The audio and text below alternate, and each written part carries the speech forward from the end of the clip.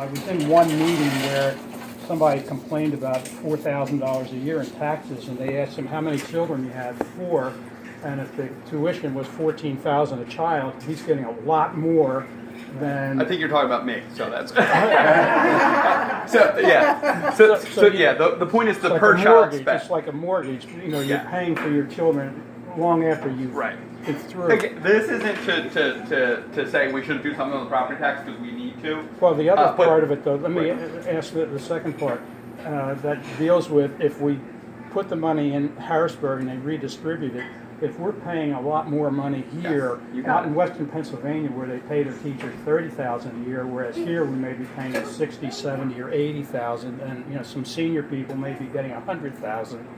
How do you redistribute that money in a fair and equitable way? Because now we're going to have less service for our children than the people out in Western Pennsylvania or in the middle, where they were paying maybe $1,000 or $2,000 a year. You know, to your point, you said you were paying $500 a month. We're paying $2,500 a month. You know, so it's a huge difference. So Mr. Pulley makes a good point. And let me just say, this doesn't take away from what anyone's saying. It's just something that needs to be thrown out, which is, it depending on your school district. Like Lower Merion spends close to $30,000 per student. Some school districts, Methacton has tended to be a more conservative district in terms of spending. I think we're about $15,000 a kid, maybe $16,000. There's some districts, very poor districts, that are trying to do it on $8,000 or $9,000. And these are districts that, in many cases, have some of the most expensive kids to educate. English as a second language, poverty, social problems, all those concerns come to school. So imagine trying to educate a kid that may be 2 or 3 times more resource dependent on 1/3 the amount of money. So, as opposed to a district where mom may be a doctor and dad may be a lawyer or an accountant or, so these are much harder districts. That inequity is just, hey, look, that's American. That is our country. We're proud to have this great diversity. But in terms of how you deal with education funding, it is not easy. It is a true issue. So the issue is, how do you drive money back out to districts? Is it based on how much you put in, or is it based on how much you need back? That's a concern, and Mr. Pulley rightfully mentioned that. And there was a first point, and I was going to answer it, and it totally slipped my mind. How much was tuition locally? Yeah, and just the tuitions per district. In southeastern Pennsylvania, let me be clear about this.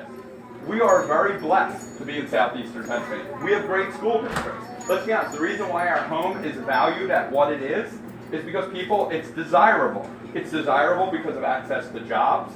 It's access because it's beautiful. We love Worcester Township, but it's also desirable because we have a great school district. That has to be part of that equation. We pay in locally additional money beyond what the state does to make that school district what it is. Now again, I think there's an equity issue that needs to be addressed with this. How do we deal with the inequities between districts? But we also need to be honest with people. We pay for these districts. We pay for the quality of the education. And we do recoup some of that in terms of the value of our home. If you were told today, and again, this is in no way to play that kind of game, but if someone said, hey, tomorrow your home's instead of being in Methacton school district, it's in the Philadelphia school district, don't you think your home value would go down pretty precipitously? So the funding of education is also an investment in our schools and in the value of our homes. Again, let me say all that. That can sound like those who make a concerted effort to say we shouldn't do anything on property tax reform. We must do something on property tax relief. Because again, I tell you this as someone who worries deeply about this, it's gotten to the point where our seniors feel like they're no longer invested in the quality of what is largely their grandchildren's quality of education. That tension that has been exacerbating and getting worse every year has gotten to the point, in my opinion, it's no longer. You just can't come into rooms anymore and say, we're going to do nothing, everything's going to be fine. I just don't think you can do that with a straight face. Part of that, in my opinion, I don't want to just talk about property tax, but I'm glad to take any questions out of what you guys want to talk about. Part of that equation is you got to tell people some hard truths. I think I've said some of those things about how we fund, about the inequities, about how money gets driven back, but it's a very complex issue. It's not one that If goes you away. only took away the people who are on Social Security, their property taxes, so they could stay in their home, I paid for my home all my life, and now I can't live in it? I mean, No, no. I Exactly that's what right. I could. Exactly Why not, right. Why not take away, why not just, if somebody's just on social, I did not mind paying taxes at No, no, all. I I loved my paying taxes. Oh, I Until- didn't. until- No, I did, when I went, until, I even went to Manhattan when they were expanding the school and I was working, I was making $60,000 a year, which is still very little nowadays. And I said, yes, go ahead and build it because I'm paying the taxes, I don't mind. But now, if you're gonna be on Social Security, you're throwing people out of their homes. I agree. And Exactly the right. ones that they invested their whole life. So why not just, and there are a lot of people moving in with kids and making $100,000, they can pay the Understood. taxes. But people who are on Social Security, period, should not pay taxes. Listen, and I'm not opposed to these ideas, and again, That's wanna- I want you to be for them. You should be for them. Well, hold on, but I'm not going to lie to you. And here's the thing. Yeah. If you're going to pay Right. less at 60 or 62 or 65, you better be able to go into a room and say, hey, more and more people are living past 62 or 65. You're going to pay that much more before you're 62 or 65. And again, I'm not afraid of squeezing the balloon a little bit and shifting off of seniors to people who have earned income. Frankly, I'm one of those people in my earning years where I will pay those earned income. But you've got to be honest with people, and I won't lie to you and say, at 60 it disappears, or whatever the finish line we draw in. Because if you tell people that, you also need to tell people how much more they're paying before that.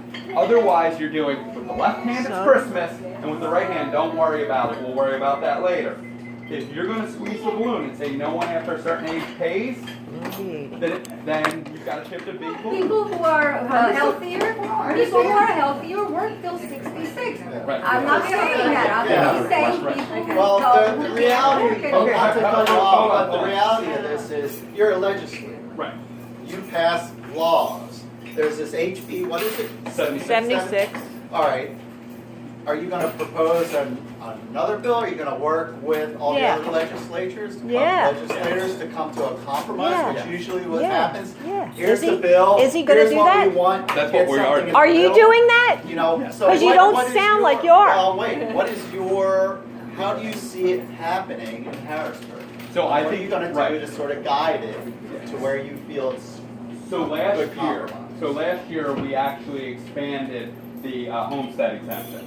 Up until that point in Pennsylvania, you could not cut only primary residential property taxes. All property had to be taxed at what's called the uniformity clause. It's in our state constitution. All property, regardless of whether it was a homeowner, a commercial property, all taxes had to be leveled equally. What we're able to do now is to eliminate the primary residential, the homestead. Now, this gives us the ability, the constitutional ability. That doesn't mean we've got the we have the political will, because someone needs to go into the room and say what taxes they're willing to raise to offset that.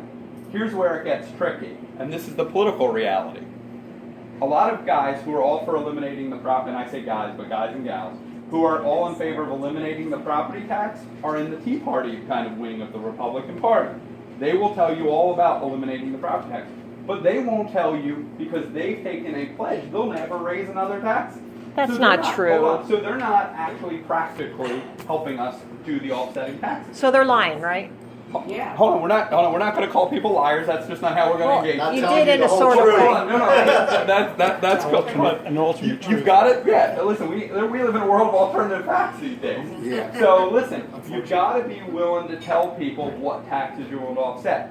I'm here to tell you, and this is not popular, I'm going to vote for some of those alternate taxes. Not as high as House Bill 76. I think that's a mistake. House Bill 76 is based on full property tax elimination, regardless of what that property is used for. I think what you're hearing me say, if I can, and I don't want to engage in an argument, I want to have a discussion, is... Where you're only hold discussing. on, no, that's an argument, what you want. What I'm willing to have is a Oh, discussion about what alternate taxes, offsetting taxes we would raise. I think you can look at sales and income as part of that equation. But again, if you're telling people it's Christmas and I can eliminate your property tax and no taxes are going up. You're lying to people. You're just engaging in a falsehood, which may make people feel good. And unfortunately, at election time, people won't engage in that. That's not my desire. My desire is to pass a piece of legislation that will actually fund the homestead exemption and make a real change. Because I'm here to tell you, I think the property tax has gotten so high and the anger people have about it, that if you don't talk to people about offsetting some of that on other taxes, we're literally setting seniors up against the best interest of their students who are their grandkids. That's not the America I live in. I believe in we're all in this together. It's not eliminate my property taxes and don't worry about the next generation of kids. We can't do that. The value of our homes are based on the quality of these schools. Frankly, the ability of our very system. Listen, when I get to be a senior, I want a strong tax base. I want kids that are well educated, well informed. I want a community that's strong, that has strong schools. The best way to do that is to invest in education. Those who want to tell you we can eliminate the tax and won't tell you what taxes they want to increase are just prolonging the pain of the property tax. Right, but my debate. question is, Go ahead. are you going to support that bill, or are you Yes. going to propose another bill? Already Or are you have. gonna- So a lot of us have voted for the homestead exemption, which allowed us now to fund it. I would tell you it's 2 steps. We've gotten through the first step, which now allows us to target property tax relief to the primary residential. Now, hopefully in the next term, I think you're going to see a major move for tax reform, and if Governor Wolf is reelected, he's made it pretty clear that's what's going to happen next year. We're going to have to fund it. Listen, you're going to hear all of a sudden the people that are saying, oh, eliminate the property tax, you're going to be attacking those of us who are actually doing the hard work of eliminating it. Eliminating the primary residential is going to take increasing these other taxes. So you're going to hear this very disingenuous game of I support the elimination, and then you'll attack the people that want to support No. the offsetting taxes. I mean, I agree that the seniors need relief, and I think that's the important part of it. I mean, I'm not as familiar here, but my mom lives in New York, and she doesn't pay, you know, maybe she pays $1,200 a year. Now, she only has a condo that's worth $150, and she also pays like a maintenance of $350. So she's paying, you know, a lot to live where she is. But I do believe, you know, we have, and we can increase exemptions for seniors. But I agree, I stand by our schools, and, you know, this is why we brought into Worcester because of the school district and for our kids, and, you know, I agree with the concept of When you paying take it the, forward. right, when you take the heat out of it, the discussion becomes very simple, actually. It's, hey, the property tax has gotten too high, and I You can don't take sound that like home. the voice of reason, but like, when you sit back and go, okay, property tax is getting too high, we gotta take some of the pressure out of it. We need to shift some of this to other taxes. Let's look at some of these others. Let's target the property tax relief back to where it needs to go, i.e. the homeowner, i.e. And the the senior. seniors. This is not as far apart. Right. Some people want to play the game. I just won't do it. I don't believe it's good public policy, and frankly, I think it makes it impossible. And listen, I can be the most popular guy alive and do what some people want to say, which is, I'm going to eliminate your property taxes. Woohoo! That has never moved the ball forward because nobody ever puts in that same mailer, I voted to eliminate your property tax, and by the way, I voted to increase your sales and income tax 15 and 50%. They're telling That us, conversation they're never telling us happened. that. That's in the bill. Who? It's in the bill. They're telling us that it will be offset. So Okay. don't say that it's not. It's there. Okay. Matt, one of the things that I think is an interesting point I'll too, get right to you. as a father of 4 children, when people talk about seniors, eliminating the seniors tax, but now the young guy who has 4 kids says, Sorry, sir. I have 4 kids to take care of, and you know it's the same argument that the seniors have. Well, we don't have the income. Well, the guy who has 4 kids, even though he's getting a lot of services for the amount of tax he's paying, he has to pay it later, which is the point you made before. You know, you're paying it forward. So the fact is that you can't eliminate any of those things. Can I just deviate from this tax thing for a second? Thank God. I just wanted to Next, say, in November, there's going to be an election. Unfortunately, I don't know who all the people are that we're going to be voting for or against. how can we find out who's going to be running on our election So let me do this and for their, you. and their platforms? So this is not a political event, so I'm not going to engage on, I will tell you who's running, Yeah. and you guys make your own decisions. I can't make endorsements right now, that No, would be that inappropriate. wasn't my question. So at this election year, we're going to have elections from the U.S. Senate. So Bob Casey is running, Bob Casey, who's our current U.S. Senator, is running against Lou Barletta, who's a congressman from northeastern Pennsylvania. So there's a U.S. Senate race. There's a governor race. Scott Wagner, who was a state senator from York, is running against our current governor, Tom Wolf, who's also from York. Just odd. Then you've got our congressman for all of Worcester is going to change dramatically. The redistricting, and actually the poor gentleman who had to leave early, he was a redistricting guy. Pennsylvania's congressional map was so gerrymandered, our Supreme Court actually threw out the map and said we have to draw all new congressional districts. We now live in the 4th Congressional District, which is largely an entire Montgomery County district. There are 2 candidates. There's a gentleman named Dan David, who's the Republican, who lives in Towamencin. I believe he's a businessman. And there is a current colleague of mine, state rep from the Abington area, Madeline Dean, who's the Democrat. We're not endorsing. We're not having that argument here. So that Madeline Dean and Dan David will have an election for state senate. John Rafferty, who's the incumbent, our current state senator, is running against a woman named Katie Muth. Both are from the area. That's our state senate race. I'm on the ballot, and I won't make an endorsement in this race either. I'm running against a gentleman named Chris Mundieth, who is from the Plymouth meeting area. And I believe that is it that will be on the ballot this year. So it's U.S. Senate, Governor of Pennsylvania, U.S. Congress, State House, State Senate. I believe that is it. So there's only going to be like 6 of us. It's a relatively short ballot. As for what their positions are, I'll be the first one to tell you in light of the conversation we just had. Reading someone's website and thinking you've done your research is probably not enough. But one of the things that's problematic and this will be a soapbox moment to get off on an important topic, I think. Right now, we're living in a time in which we don't have strong local media. The press is be called into, that's part of the fight now. You know, there's no this is the way it is. There's no Walter Cronkites anymore, unfortunately. So everything is in dispute. We talked about alternate facts. I think these are real concerns. So one of the things I would encourage people, at least what I try to do, is meet these people. Go out and meet your potential elected officials. And I'll say this, and this is, listen, I probably have strong opinions and I'm willing to give them if you ask, but this isn't about that. This is about, as Americans, we are in a very troubled time. For a lot of us who, and this isn't about one man or one party, but this is about something bigger than that. We are in a very difficult time. A lot of the very institutions of our democracy are under attack. Republic. And we Not a democracy, it's a republic. We all have an obligation as individuals to engage in the process, to become informed. I know it is difficult sometimes because both people want to tell you, oh, I've got all the solutions and there's no tough medicine. I'll tell you, I don't believe anyone who tells you they have all the solutions and there's no tough medicine involved.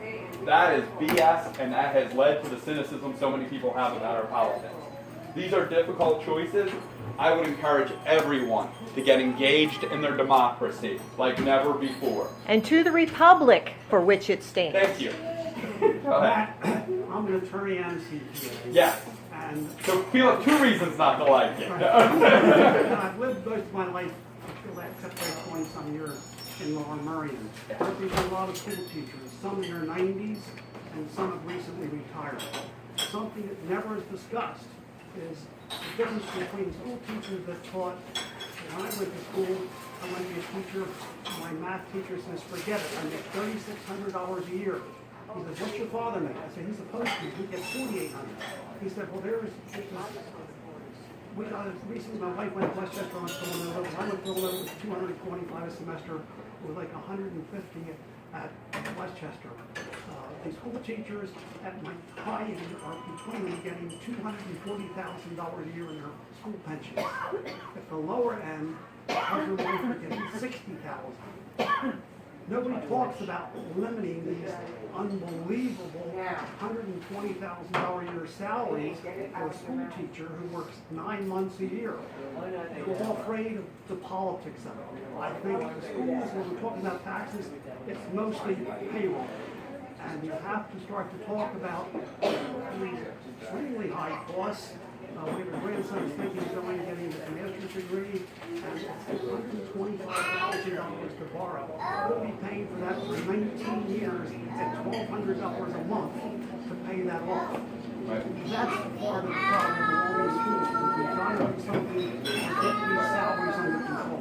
Right, so I think it's two points. One is the debt that is as a result, but also the issue of how do we deal with what drives school payroll. Listen, I say this as a person who's pro-public education and supports our teachers, but will say this, and you just got to tell people the truth, it's just the dollar cent.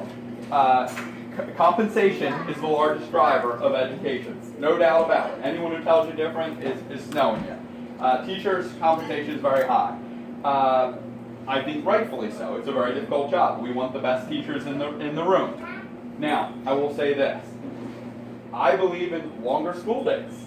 I believe in a longer school year, to the point about your 9 months thing. I agree with that. Not all my teachers, and listen, I've been blessed to be supported by teachers and teachers unions, but I'm not always the most popular, because I also voted for the pension reform bill. Now, let me tell you why.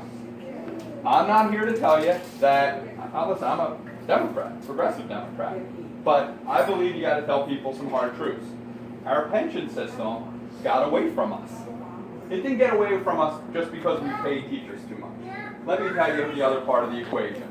There was somebody called the Commonwealth of Pennsylvania, which, by the way, the governor at the time was largely Ed Rendell, who I liked very much, but made a big mistake. Also Tom Corbett, also Tom Ridge and Mark Schweitzer, who pretended to be conservative, but did not pay in to the teachers' fund and didn't pay into the pension fund. Now, we are in the position where compensation is a lot for teachers. Now, let me tell you what one of the largest parts of that. 30% of their compensation now is the pension contribution. And you say to yourself, oh my God, and rightfully so. How in the world? Like, most of us in a 401k are getting, 3% matched by our employer. How is it 30%? It's 30%, not because Mrs. Smith, who's at Worcester Elementary, is going to get 30% of those monies to put into her pension. It's 30% because we're paying for pensions that we didn't fund for decades, over successive governors and legislators. And I said to you something earlier about politicians who want to tell you, oh, I can make the problem disappear. There was a great idea in the 90s about how to live beyond your means. It was called Don't Pay Into the Pension Fund. And state government did it on steroids. The pension fund is a three-legged stool in Pennsylvania. And remind you, I'm someone who voted for the pension reform. Not because I blame teachers, not because I play that game, but because I think we need to do something on right-sizing the benefit. But here's the one thing. It's a three-legged stool. 3 people have to pay into the pension fund. The employee, i.e. the teacher, and they paid in every year. Support staff. And support staff, and the school district, and the Commonwealth. The school district takes the lead of the Commonwealth. So if the Commonwealth doesn't have to contribute, the school district doesn't. Under that three-legged stool, it was standing under one leg, because the only person who contributed were the teachers and the support staff. Now, one of the things, and this is what I think about when politicians don't want to tell dirty little secrets, you pit people against each other. It's easy to pit ourselves up against the teachers and say, oh, their benefit is out of control. I'm someone who I think has some credibility, because I'm here to tell you, I think the benefit did get out of hand. But the cost of the teacher's pension fund is not driven by benefits for existing employees or new hires. It's being driven by money we didn't put in the pension fund. In years where we cut taxes and spent beyond our means, we now have a massive debt in our pension fund. And that is one of these things where it's easy to tell people, oh, we're just going to make it disappear. It's not. It doesn't disappear. When you don't contribute to your pension fund, think about it in your own retirement. If you don't contribute to your 401k or whatever pension fund you have, and then wake up in your 60s and say, hey, I want to retire in 10 years. How do I do it? You better be ready to insert massive amounts of capital into the system to make up for all those lost years. And not in just to make up for the money you didn't put in, the market returns that you're not going to receive because you never invested it, i.e. you never got interest, you never got any return with the fund. So now, 20 years later, we have a pension fund that is way underfunded, and how do we deal with that? Now, part of it is we say, hey, we got to stop digging the hole any deeper, and one of the things we did was we, in my opinion, right-sized the benefit. In 2001, the legislature, I wasn't a member, but in a move that I think will sit in infamy for what they did, they increased the pension benefit anywhere from 25 to 50%. That was insane. But let me tell you what happened. Sometime later in 2001, something called 9/11 happened. Sometime in 2008, the market collapsed and the Great Recession. So you had all these losses compounded by increasing a benefit. Think about the insanity of it. Increased benefit with lower returns. And then, at the time you had lower market returns, you stopped contributing to the fund. Think about that is a perfect storm. So I talked about the three-legged stool of funding education. Well, I'll talk to you also about the three-legged storm of how you created this mess. Economic challenges, underfunding. You add all these things together, and you wind up with billions of dollars in debt. We're going to have to pay it off. We're not going to pay it off all in 1 year, but our cost, our payroll cost for school districts is artificially high right now. Not to pay for Mrs. Smith, who's educating your grandkids, my kids at Worcester Elementary. It's wrong to set up the teacher as the fall guy for this. If you want someone to blame, look at the legislature. They're the ones who didn't make these payments. I don't mean to interrupt you, but No, I'm go ahead. raising my hand like a good education Yes. person. I worked in education for many, many years as a Yes. secretary and a support person, and I will be here to vouch. Teachers do not all work 9 months. Some of them have other jobs during the summer, whether it's camp counselor, whether they do home improvement. Very few of them, and I fought this with all my friends that say, good 9-month job, do other things during the summer. And if we don't support our teachers and our support staff, you wouldn't have been on to go to law school, or accountants, or doctors, or lawyers, or secretaries, Education, the best or investment we whatever, can make, period. because you'd have lousy teachers and whatever. The pension plan, I have relatives that are going into teaching now, and they're trying to get rid of the pension. They want them only to do 401ks and whatnot. I'm glad I'm not in that caliber. Right. Taxes, I come from Cheltenham where the taxes are sky high because they have no commercial, no industry there. The school system is going downhill. People can't even sell their homes because the taxes are so high. You know, and as far as taxing senior citizens, I am a way up there senior citizen. And I just feel that when my kids were in school, those senior citizens were helping pay to educate and put my kids through. I have no problem with doing that right now. People have to understand that without good schools and without education, you're going to have lousy lawyers and lousy doctors and lousy, or you won't have them at all because, you know, Well, they're not the going to bigger be thing is, educated. if better you don't have a off. strong tax base, you're going to have big problems, Right. period. But go ahead. A comment for you. Per se, I've gotten much deeper into taxes. I have a child that lives in England, and I keep very much up on the European system and what they pay. The taxes over there compared to here are incredible. Okay, and I applaud you for an elected official telling you what it will cost.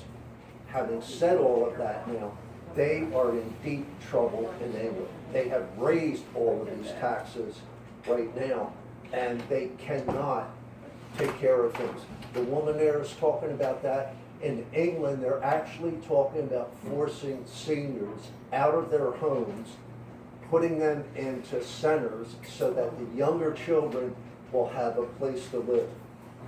And so, again, I applaud what you're saying about the cost, that what it will take to do this, but there is a tremendous effort that has to go into the cost side. And everybody talks about Medicare for all, this, that, and the other. Well, you know, you're 72 over there, and you come up with something, you don't get care. All right? You have lived long enough. Yeah. And so, when A lot of 70-year-olds are very worried. yeah, well, I passed that. So But- let's not do what they're doing. So you, again, it is the cost, and it'd be tough, yes, and I hear what you're saying about teachers. I went through the golden years in school and all of that. I will admit that. But that there is so much more that has to go into the cost structure, and just raising taxes, they can't raise them anymore over there. Right. And by the way, Right. we're having that issue here too. Listen, I am, remember I said I'm admittedly a progressive Democrat, but I believe you have to pay your bills. Politicians, and listen, there was a time when the Democrats were the spending party and the Republicans were the fiscally responsible party. I would argue now, and this is my Republican brethren are the tax cut party. And I don't even know what exactly we are anyway. But listen, we'll talk about increasing services, and we'll talk about cutting taxes. And let me tell you, this has become the way we govern now. Our side can get elected by telling you we'll increase your services. They'll get elected by telling you they'll cut your taxes. My concern is, and I really believe it, like listen, everyone had their moment where everyone said, John McCain, that was a pretty decent man. You look back, well, there was a time where in the 90s we talked about balancing budgets again and paying our bills. The reason why I won't, McCain-Vine was campaign finance, but Ernest Hollings was the senator, and Graham Hollings was the bill. There was a time we actually talked about balancing budgets again. Nobody even talks about it. There was a time, listen, this isn't just Democrat, Republican, but listen, when President Obama was in office, a lot of conservatives said, oh, he's spending like a drunken sailor. We're spending more now than ever before in cutting taxes. Listen, I'm not here to find fault. There's fault to go around, but we've got to pay our bills. And politicians who want to tell you about every tax they want to cut, and listen, it's 45 days before an election. This isn't a political event, but I could easily say, I'm here to cut all your taxes. God dang it. If you don't tell people that, you wind up with the inability to govern effectively. You wind up just saying to people what they want to hear. I'll cut your taxes, increase your services. And that's how you wind up in that hole, in my opinion. You've got to be willing to tell people, listen, this is hard. We didn't get into this mess overnight. But keep telling people that will, make everything go away. I just can't do it. Not with maybe I am a guy who wants to put his head into the lion's head, or put my own head into the lion's mouth. But you got to tell people some truth. We've got to pay our bills. Sometimes that takes more taxes. Sometimes it means cutting services. Listen, I've said 3 times, a progressive Democrat. I voted for pension reform, not because I wanted to, not because I find fault with teachers, not because I think their benefit is completely outlandish, so I think for a while it did get out of control. I'm here to tell you, because you got to pay your bills. And there was a time where there were moderate Democrats and moderate Republicans. And somewhere out there are people who want to pay our bills again and think that's our obligation. And we've gotten away from that. And it's a lot easier to sit in rooms and tell people what taxes they want to cut and what services they want to expand. Well, you can put taxes on clothes because you can reuse clothes, I know. but you can't reuse food. I know. So that's a huge amount because I have enough clothes to last me for the rest of my life. Right. Your clothes horse is the Right. term. So I don't have to spend money on clothes even if you put taxes on them. All right. I know I've held you guys longer than I probably should have. Anybody else have a question? I don't want anyone to not get a chance. I have a question about Go a ahead. totally different thing. Monsanto's in a lot of trouble. Oh, I'm sorry. They lost this lawsuit, Dwayne Johnson, and it's worth $300 million approximately. We now know that Roundup glyphosate is all over. Yeah. Any discussion on the state level of getting rid of using Roundup everywhere? Yes. So I know just enough to be dangerous, so I don't pretend to be an expert on things I'm not. Monsanto is the big food conglomerate. They make seed, all the things that farmers, if we're in an agriculture area, Monsanto's like Wawa. It's everywhere in the other parts of the country. Roundup, chemical we all know commercially, just kill weeds in our driveway type Kills thing. people too. Yes. It turns out there's some problems. Listen, there is now a concern. Our Attorney General, our State Attorney General, used to be our County Commissioner, Josh Shapiro. I've spoken to him only briefly about it, so I don't want to act like an expert. Certain states are going to start bringing litigation. There are concerns about the chemicals that are in it. One of the things I get myself in trouble for sometimes, I think science has to drive these things, but I think science, not politics. Monsanto is a very politically powerful corporation in middle America. I think the science needs to drive it. I think there is a growing consensus about the issue. I'm not the expert you're probably looking for, but I will look into it. And that's the best I can do because that's the honest answer. Public safety should be one of your top concerns. Yes, ma'am. Okay, and this is dangerous. It's killing people, like she said. So we expect you to look into it, and I hope you do. And I hope you report back to us that the glyphosate is in our wheat, it's in our bread. Right. I mean, you don't eat the bread. Yeah, no. Really. Ever since I've been on chemo, if I eat anything GMO, I get violently ill because my system is very sensitive now because it's filled with chemicals. So personally, I'm not a scientist, but personally, it affects me. No, listen, look, and this again gets myself in trouble with the anti-GMO people. To me, and again, this isn't not taking it seriously, it's taking it very seriously and saying, hey, the science and the medical community need to drive this. They'll say there's not a consensus yet. Some of them will also say that GMOs make it possible that we have a higher yield of food and we're able to feed a much larger world. A lot of people say it makes food much more affordable. I'm not subscribing to that worldview. I'm saying people need to hear both sides.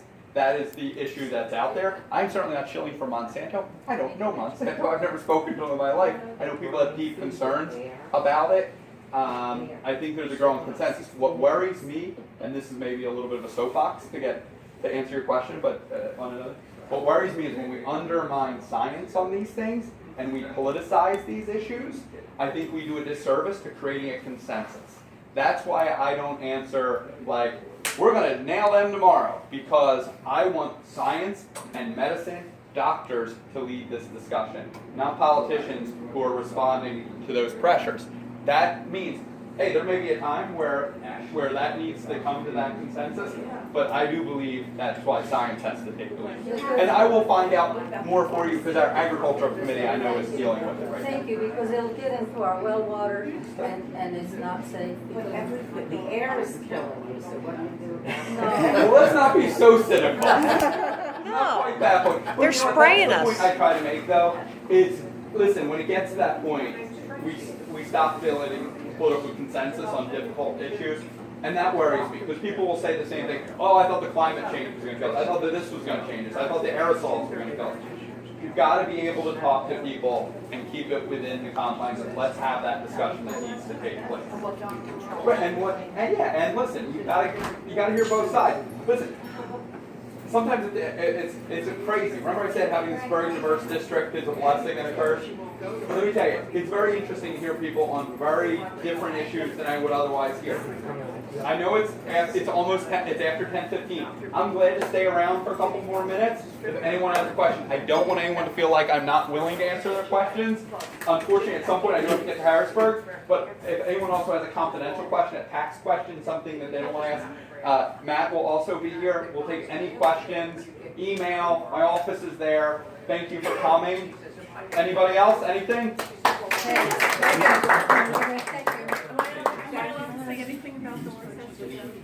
No, that's a political thing. No Worcester, no.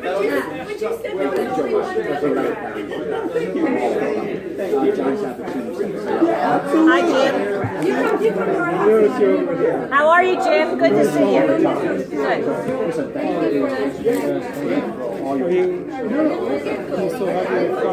No, I would have invited you if I did. Yeah, I'm not doing that because you have a Friday night thing? What are you talking about?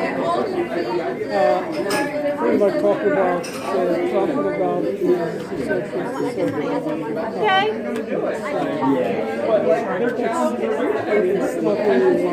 speak. You gotta tell people.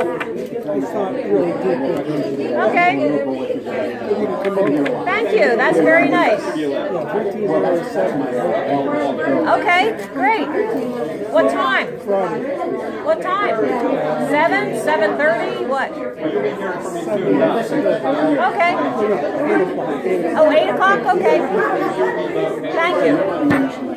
Yes, yeah. Thank you. Thank you. Thank you, sir.